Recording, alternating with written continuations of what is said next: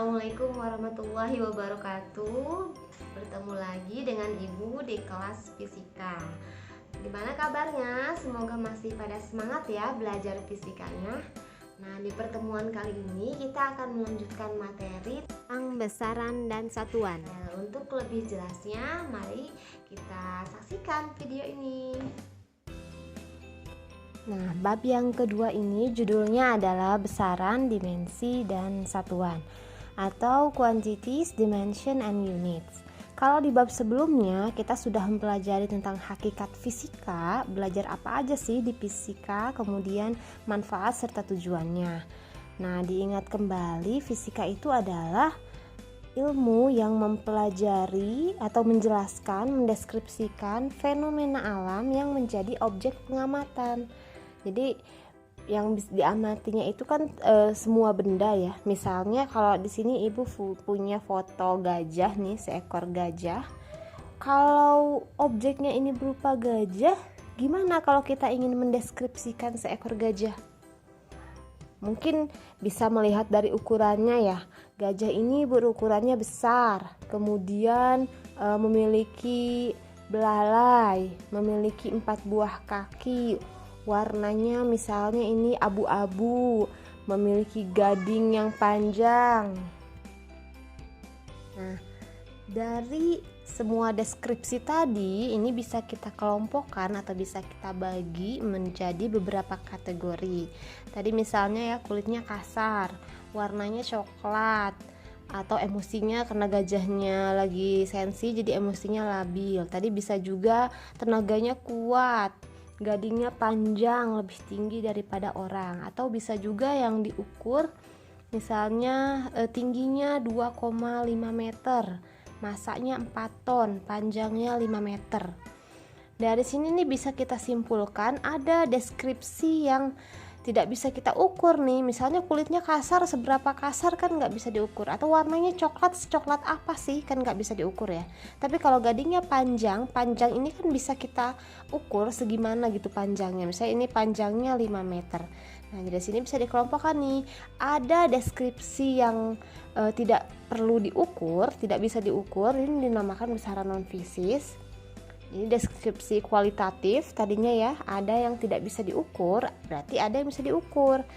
Nah, yang bisa diukur itulah yang dinamakan dengan besaran fisis. Jadi, di bab ini kenapa kita perlu mempelajari besaran? Karena tadi fisika itu kan ilmu yang mendeskripsikan suatu benda atau suatu objek.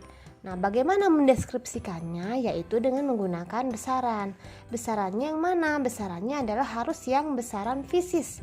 Artinya besaran fisis itu dia bisa diukur. Ya, bisa kita simpulkan yang dimaksud besaran menurut fisika itu adalah segala sesuatu yang bisa diukur, dinyatakan dalam nilai, jadi harus punya nilai dan juga harus memiliki satuan. Misalnya, mengukur panjang meja, maka panjang inilah yang disebut sebagai besarannya karena yang bisa diukurnya adalah panjang.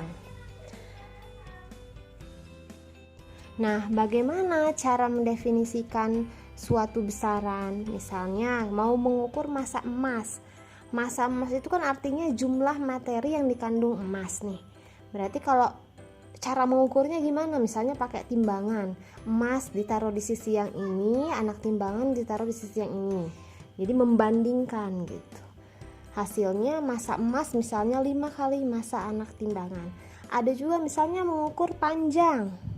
Yang kita sebut panjang itu kan misalnya panjang tali nih. Jarak antara titik paling kiri ke titik paling kanan. Misalnya kita ukurnya pakai jengkal.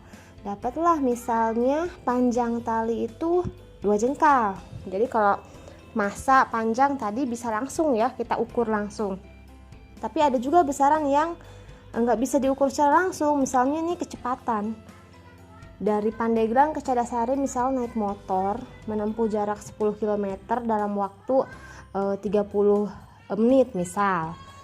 Berapa kecepatan rata-ratanya? Kecepatan rata-rata itu jarak dibagi waktu. Jadi kalau untuk kecepatan nggak bisa diukur langsung, tapi didefinisikan dari besaran-besaran yang lain. Nah, dari sini bisa disimpulkan ada 2 jenis besaran nih. Ada besaran yang dapat didefinisikan hanya dengan menggambarkan bagaimana cara mengukurnya. Misalnya tadi panjang meja diukur pakai jengkal dapat 2. Nah, besaran yang kayak gitu itu dinamakan besaran pokok atau besaran fundamental. Artinya besaran yang berdiri sendiri, tidak diturunkan dari besaran yang lain. For example-nya ini length, panjang, time, waktu, dan mass. Mass itu massa. Nah, ada juga besaran yang dapat didefinisikan dengan cara menggambarkan bagaimana menghitungnya dari besaran lain yang dapat diukur. Kayak tadi misalnya kecepatan kan ya, jarak dibagi waktu tempuh. Nah, besaran yang kayak gitu itu dinamakan besaran turunan. Artinya besaran yang diturunkan dari besaran pokok. For example-nya luas, volume, dan massa jenis. Nah, jadi tadi besaran sudah ya kita definisikan. Nah, yang kedua itu adalah satuan. Satuan ini adalah sesuatu yang digunakan untuk menyatakan ukuran besaran. Misalnya tadi meter, kilometer, kilogram, jam, detik, dan lain sebagainya. Nah, tadi nilai suatu besaran dinyatakan dengan ini besarannya nih massa, 5 ini nilainya, maka satuannya adalah nih yang warna biru, anak timbangan atau jengkal kalau mengukur panjang. Bisa juga misalnya nggak ada jengkal mengukur panjang pakai pulpen, pakai spidol. Nah, tapi jadi banyak ya satuannya, jadi banyak versi karena tiap orang beda-beda nih mau pakai spidol. Akhirnya kan jadi tidak bermanfaat ya, maka menimbulkan kekacauan. Oleh karena itulah diperlukan satuan yang bisa diterima semua orang nih. Definisinya harus sama, bermanfaat, diterima semua orang. Maka dari itulah dibuat kesepakatan tentang satuan.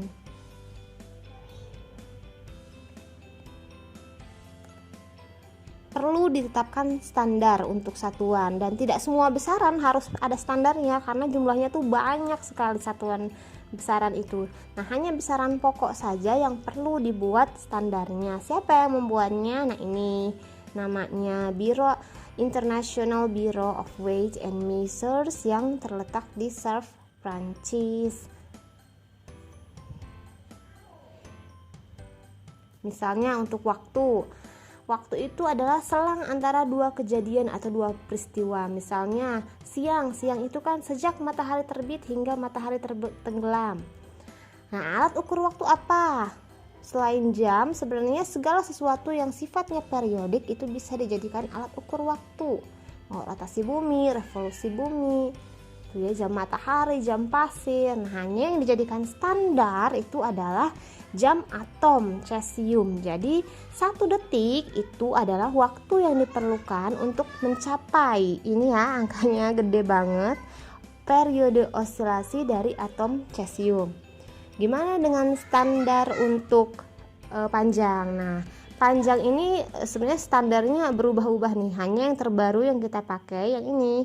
Sejak tahun 1983, 1 meter itu adalah jarak yang ditempuh cahaya dalam ruang hampa dalam selang waktu 1/200 juta detik. Kira-kira seperti itu. Nah, kalau massa 1 kilogram, yang jadi standar 1 kilogram itu segimana sih? 1 kilogram itu adalah massa suatu silinder yang terbuat dari campuran platinum iridium yang disimpan di kantor BIPM di kota Sèvres, Prancis. Nah, kayak gini wujudnya ya. Jadi ini standar untuk 1 kilogram, massa 1 kilogram. Sistem satuan yang digunakan ilmuwan di seluruh dunia ini dinamakan the metric system. Ada 7 besaran dasar yang dikenal secara resmi sebagai international system atau sistem SI ya. Nah, ketujuh besaran pokok ini adalah massa, panjang, waktu, arus listrik, temperatur, jumlah zat, dan intensitas cahaya. Di tabel ini sudah disajikan besaran satuannya serta dimensinya ya. Ada massa kilogram, panjang meter, waktu detik, arus listrik ampere, temperatur Kelvin, jumlah zat mol, intensitas cahaya candela. Nah, besaran pokok ini hanya 7 ini saja gitu. Berarti yang di luar besaran pokok, di luar yang 7 tadi itu termasuk ke dalam besaran turunan. Ini hanya konversi ya antara SI dan CGS. Nah, di luar yang tadi 7 itu masuknya adalah besaran turunan. Mulai dari kecepatan, percepatan, gaya, usaha, energi, kalor, daya, tekanan, potensial listrik, hambatan. Ini semuanya adalah besaran turunan. Nah, ini hanya latihan soal. Nah, hanya itu barangkali ya materi kita untuk hari ini. Nanti minggu depan kita sambung ke tentang pengukurannya. Jangan lupa nanti ada tugas ya di akhir videonya.